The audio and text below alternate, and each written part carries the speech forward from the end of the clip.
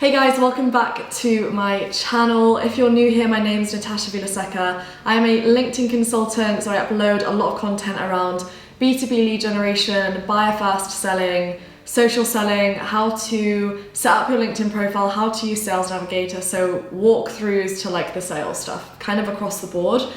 I also do the occasional Q&A video around entrepreneurship, mindset, etc., which is going to be today's one, and I am doing a Q&A.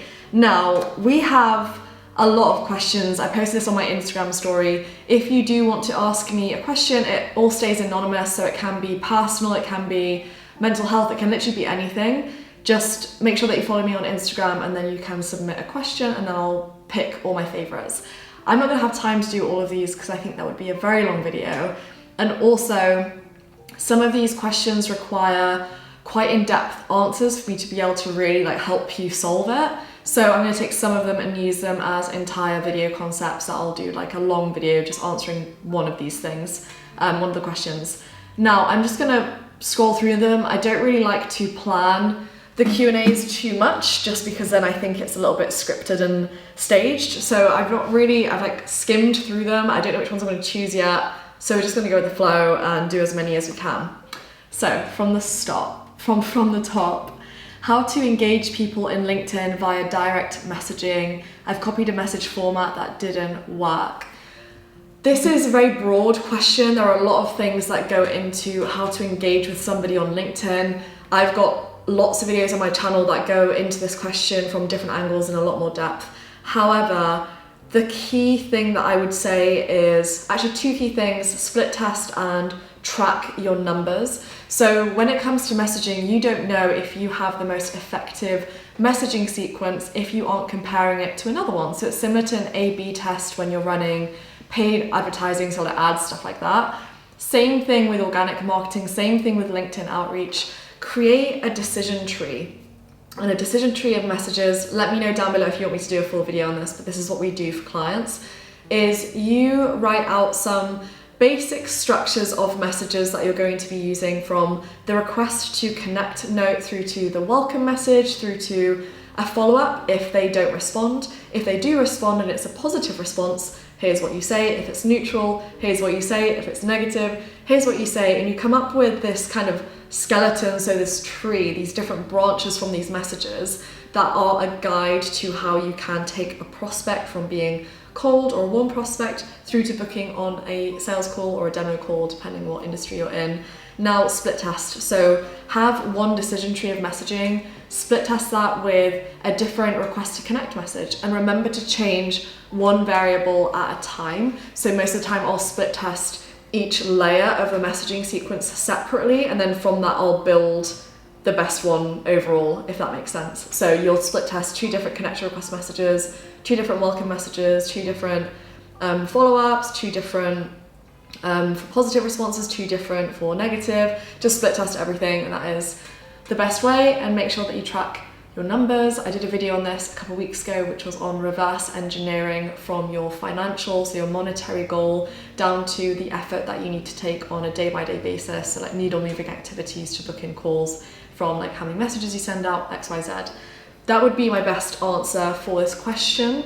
But if you haven't watched like some of the other videos on my channel, then I would recommend that you scroll through, and some of the other videos might help you with this a little bit more.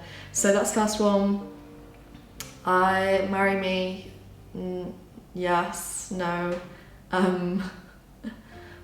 It's going too fast.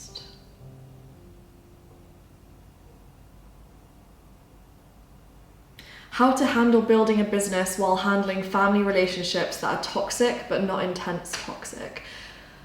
I think there's different ways in which I could interpret this question. Obviously, when it comes to family, everybody's situation is completely different. It's not one shoe fits all, so take this advice with a pinch of salt, like it's not going to be cookie cutter. However, what I'm assuming you mean from this question is if you want to start a business, or if you want to pursue entrepreneurship and your family maybe isn't supportive of that, or they're trying to guide you down a path which maybe you don't want to take. So it could be like a typical academic route from school to university to a particular career that you don't want to go into. I would say one of the first things to understand, and this is obviously going to vary, most of the time your family is doing this from a place of worry and compassion and love. It's not coming from a place of wanting to be controlling. Some situations it is. However, most of the time it's fear, and it's parents that are scared you're not going to be able to support yourself, or you're going to make a wrong decision and they know better. And also entrepreneurship has become really popular quite recently. So the generations of our parents and our grandparents, that's not like a viable thing that's really common for people to do. So it's normal that they have a little bit of a worry around it. And there are a couple things that you can do to help your family support you through this. First thing is educate. So depending on what kind of financial vehicle you're choosing to kind of grow your business, so it could be you're doing dropshipping, you're doing Shopify, you're doing like e-commerce, you're doing social media marketing agency, like what is it that you're doing? Can you collect case studies of people that have genuinely had success within those fields, how they've done it, what was their strategy to get there, and can you show your parents how it worked and why it makes sense? Second thing is prove that you can do it and let the actions speak for themselves. So for example, I was a little bit backwards when I started my business because I kind of dropped out of uni for different reasons, some personal reasons. However, when I did, it wasn't like I had this decision to be an entrepreneur. I kind of just stopped going into university and then ended up having entrepreneurship and building a business as being my last option before needing to move home, like back in with my parents. So I was a little bit backwards with this. However, if I was at school or in a corporate job or at university, it doesn't matter where you are, but you're wanting to make a shift, I would always suggest that you should start your hustle or your business on the side of what you're currently doing. Bring it to a point where you're financially stable and you're getting a consistent stream of income from this soon to be kind of like passion to full-time career. Once you've proven to yourself and also to your parents if you're younger or they're involved in your life still, in like a way from a career perspective, is you can then say, okay, well, you said that you don't like believe that this works. However, I've just built this business on the side of school for 6 months and I'm making 10, 20, 30, even 5k a month. I'm making more than I would make in a typical career that you want me to go into. So how does that make sense? And I think I've kind of proven myself enough to get your respect and just to get your support in letting me do this, not even like supporting me financially through it, but just accepting that it's the direction I want to move in and not questioning me on it or making me feel bad about it. And I think maybe that is the path in which you can take it. So that's that question. Next one, how can I work with you as a team member? I am currently hiring. I'm hiring across 2 different companies as a startup that I'm launching next month, which is really exciting. I've not really said anything about it. I've been really quiet. I don't know if this is the first or second time I've actually mentioned it at all. You guys will find out more about that. However, if you are looking for a position or you want to work with me, then please send me your CV and some information about the role that you want to fill or that you want to get more information on, just to my email address, which is Natasha, Natasha, at Surge, S for sugar, URGE, flowdigital.com. Just either CV, if you don't have a CV, some sort of like cover letter or just some points of what your qualifications are. It doesn't have to be like official academic qualifications, but have you done any online courses like Facebook Blueprint program, like any of these things which you've done which have educated you within the space that you want to go into. So yeah, that's how you can work with me if you're currently looking for experience or work. Next one, when are you getting back into climbing? That's such a good question. I miss climbing so much. I think I fell out of it just after university. I was on the climbing team there, and then since uni, starting like this work, I don't want to say I've not had the time, because I know a lot of people use it and it's just like an excuse. However, I'm quite a competitive person, and I think I used to be okay at climbing. Like, I wasn't amazing, but I did all right. And if I got back into it, because I've kind of done it to a certain level, I know I would feel frustrated if I didn't fully commit and do it again, like competitively. So yeah, I'm kind of staying away from it because I know I'm going to get sucked into it, and I don't think I have the time to get as good as I want to get. However, that being said, as soon as climbing gyms open, I might start going back just once a week for old times. So yeah, I do really want to get back into climbing again. Next question, I'm going to do a couple more. How could I make my LinkedIn profile more attractive to recruiters? I'm not going to answer this one because I have a full video which is literally like a slideshow presentation on how to, I think it's called How to Set Up Your LinkedIn Profile for Recruiters to get found by recruiters. Just search recruiter within my YouTube channel and you'll find like an entire long like walk-through step-by-step video on how you can do that. Next one, when you're going to Colombia, I would love to, maybe not this year. I'm planning on leaving the country maybe once over summer when things open, but I'm going to stay in the UK, I think, just because I've got a lot of workload and I need to be here for the team and just to kind of be on hand for communication. What's the biggest mindset lesson you've had to learn in growing your career? Mindset lesson. I mean, I always kind of give the same response to this question. It's to believe in yourself. Like, self-belief is so important, and it's something that we very easily forget, especially when we're pushing ourselves outside of our comfort zone. That's why I have self-belief tattooed. I don't know if you can see it like on my wrist. That is the biggest thing, and it sounds cliche, but the only thing that's ever stopped me from accomplishing a goal, whether it's financial or personal, has been whether I have the correct mindset to do it. That starts from, obviously there's manifestation and affirmations, but it's the actions that you follow those thoughts with that are actually going to ensure that it becomes tangible, like something that you actually can achieve. So yeah, I would say probably believing in myself. Next one, top 3 favorite pastas. You can't ask me this. This is the hardest question I've had. I love pasta. I love Italian food. I love food in general. 3 favorite pastas.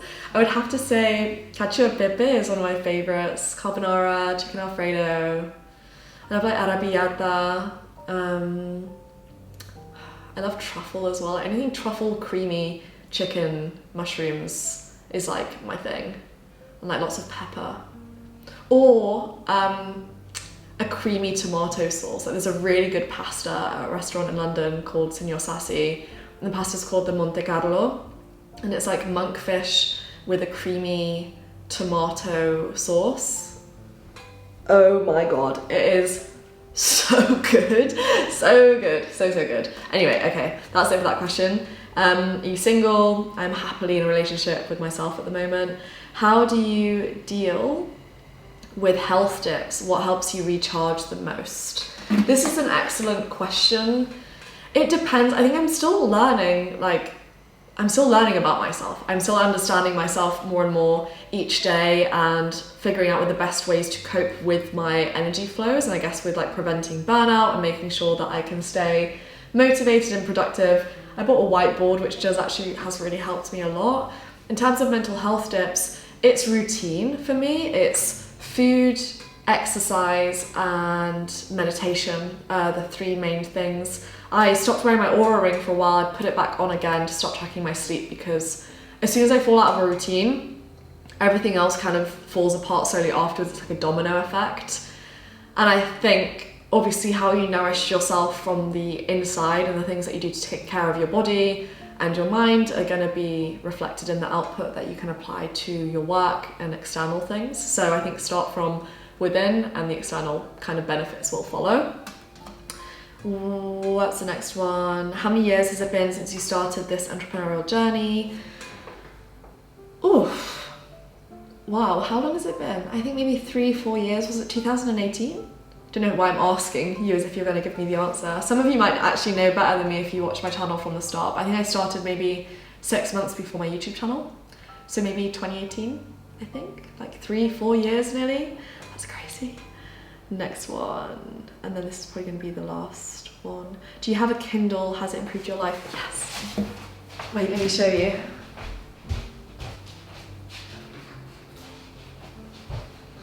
I have a Kindle Oasis.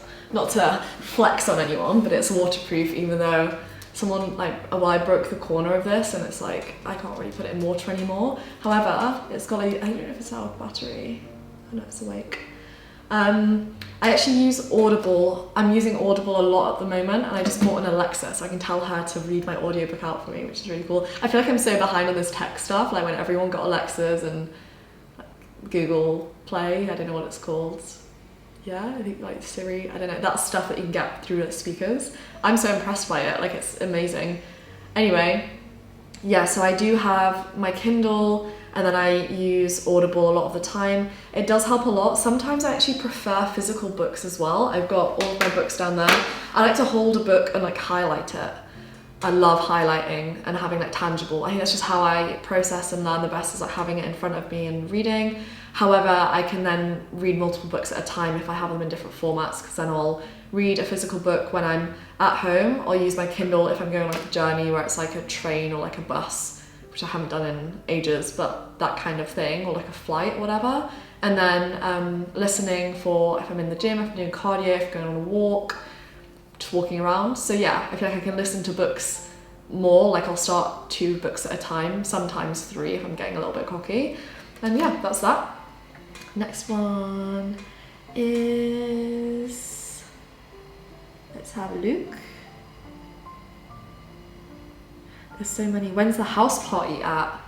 Tonight, come. I'm joking. No, I'm gonna wait until guidelines are like we're allowed to have people inside, and then I might have a little housewarming, and of course you're invited. Next one. By 2023 here in the UK, corporation taxes will raise to 25%. How will you be dealing with that? Tax-wise, probably gonna move my company abroad in the future at some point. Not this year, maybe next year, potentially Dubai. I've got some friends that are moving their companies there, so people are going to Miami. I think there's like, where else? Puerto Rico.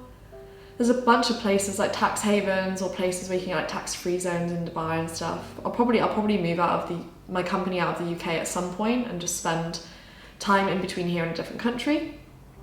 What's next?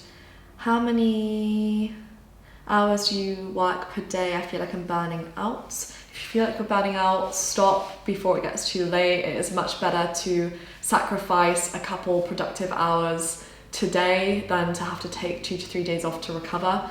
I work, it depends honestly, because right now I'm working on 2 separate things and I've got people in different time zones. Like a lot of my clients are in the States.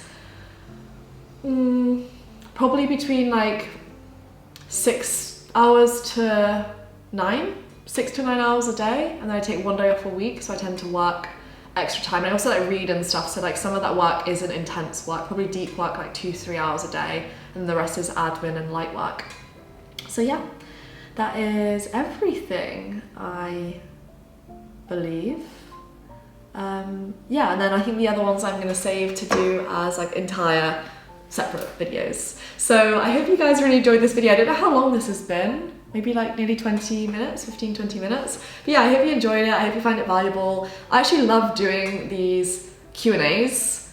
I don't want to say more than LinkedIn because yeah, they're different, but I do love speaking about mental health, entrepreneurship, my journey, how I can help you guys. Like that's what makes me, like, it makes me feel good knowing that I can make someone else feel good as well. So keep on giving me the questions. I will be doing these Q&As at least once a month, like end of month. I was going to do the lockdown like pep talks for people who are struggling with mental health, people who are working from home, that kind of stuff.